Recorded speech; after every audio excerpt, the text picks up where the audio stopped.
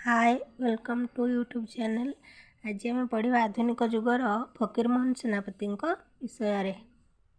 फकीरमोहन सेनापति एक फकीरमोहन सेनापति को प्रथम उपन्यास केउंटी छ माण आठ गुंठ। फकीरमोहन को छ माण आठ गुंठ उपन्यास केउं पत्रिकार प्रकाश पाइथिला? उत्कल साहित्य।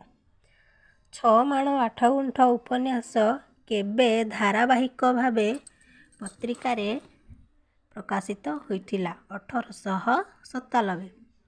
छ माण आठ गुंठ पुस्तक आकार केबे पुस्तक आकार प्रकाश पाइला? 1902। छ माण आठ गुंठ केउं प्रकार उपन्यास? एक सामाजिक उपन्यास।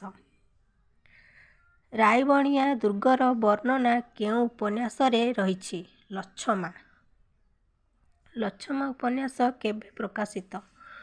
1901। अपूर्व मिलन नाम केउं पुस्तकटी प्रथम प्रकाशित होइथिला? लछमा। मामू उपन्यास केबे प्रकाशित होइथिला? 1913। फकीरमोहन सर्वशेष उपन्यास केउंटी? प्रायश्चित।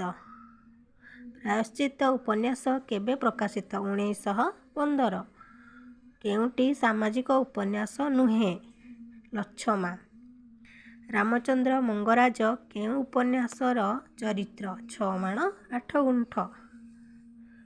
लछमा उपन्यासर बंगला अनुवादक किए? भारती नंदी। बादल सिंह केउं उपन्यासर चरित्र? लछमा। लछमा उपन्यास अपूर्व मिलन नाम केउं पत्रिकार प्रकाश पाइथिला? उत्कल साहित्य।